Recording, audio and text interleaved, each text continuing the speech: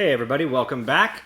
We are going to take a look now at the expansion to Tiny Epic Defenders, Tiny Epic Defenders The Dark War. So this is an unboxing of an advanced copy. Like its predecessor, it has the Spot UV across the logos on the front there. I'll show you some of the side art. There's the vertical side. It's hard to see from here, but there's a little werewolf in the back there. And then here's the back of the box. Now, Tiny Epic Defenders The Dark War adds a whole bunch. I mean, this is actually heavier than the base game. So, I mean, you're just getting a ton of new content to bring to your favorite co-op Tiny Epic game. Well, I guess technically the only. Well, now that we have Tiny Epic Zombies, that changes things around. So here's the inside of the box. Kind of just showing the destructive state of Ogmore as it is in the Dark War. And we're hoping you can help us with that.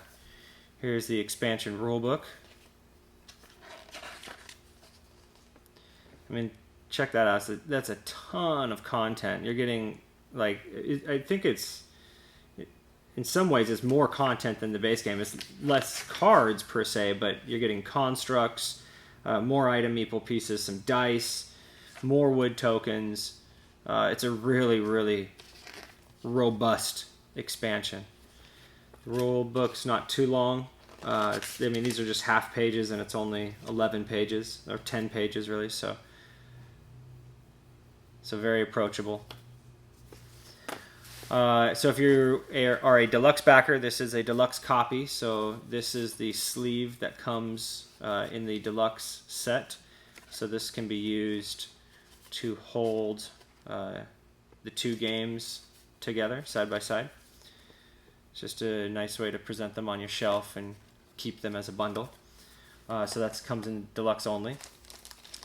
This is the extra deluxe content as well. A couple more items for your item meeples, as well as some additional dire enemies and heroes. Let's take a look.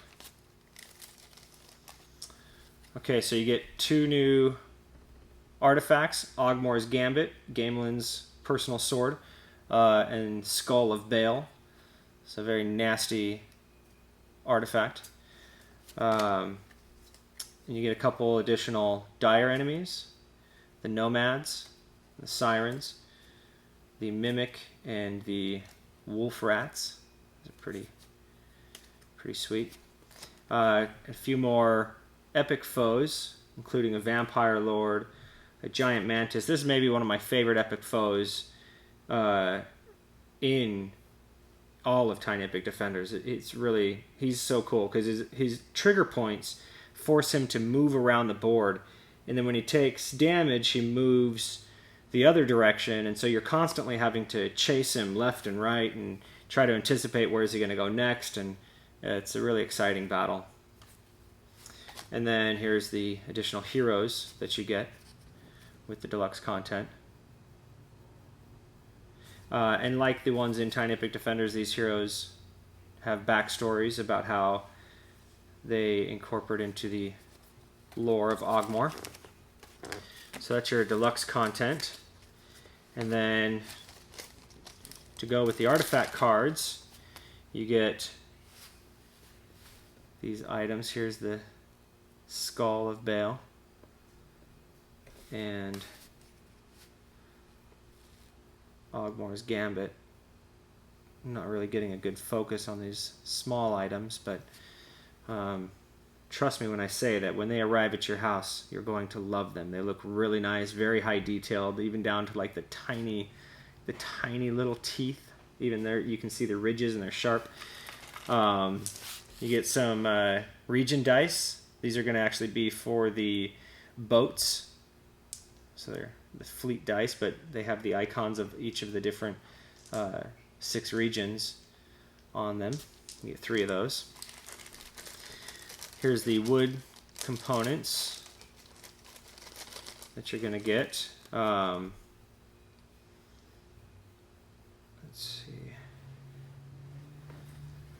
So you get these little death tokens. These are for some of the advanced regions.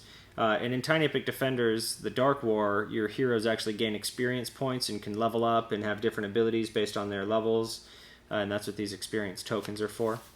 So you get a token for each player color, and then you get 6 of these death tokens.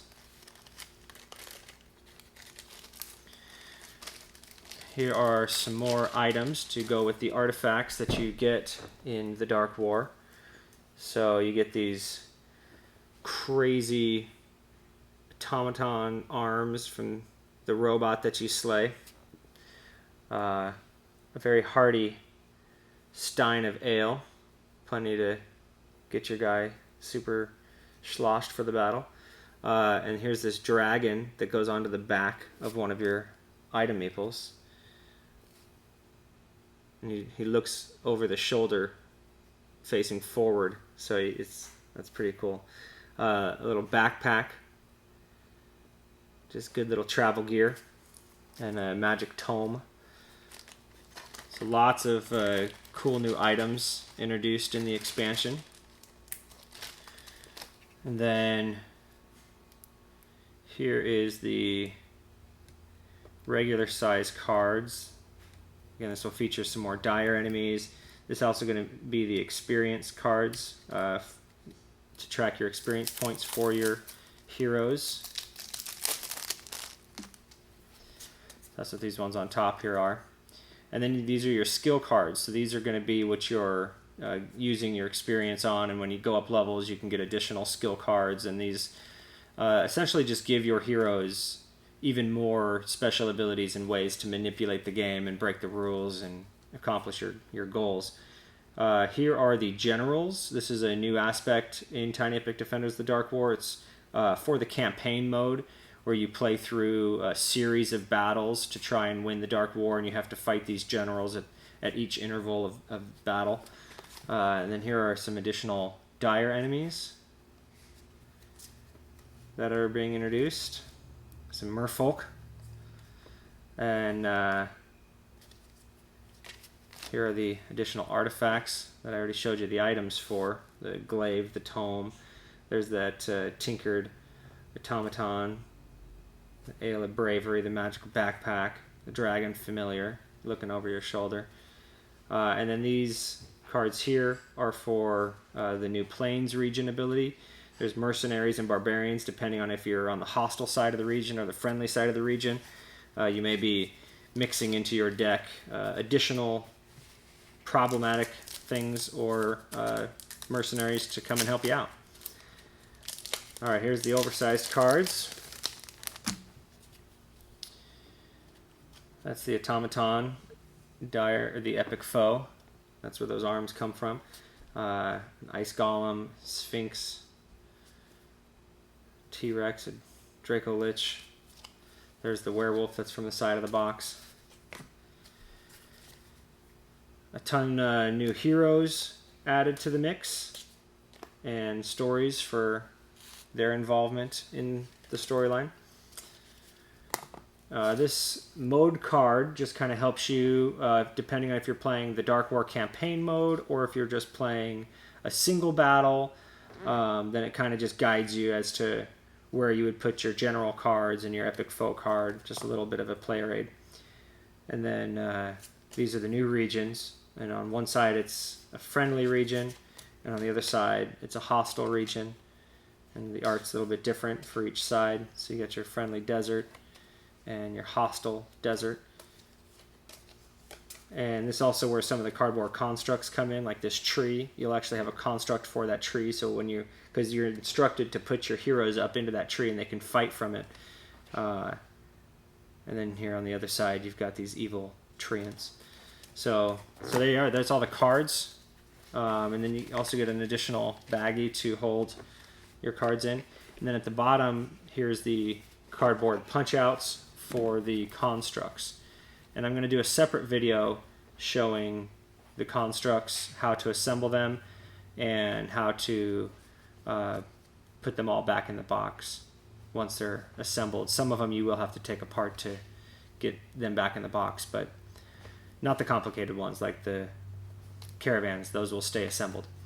Okay, great. All right, thanks a lot for watching, and check out the next video on how to assemble the constructs. Take care. Bye-bye.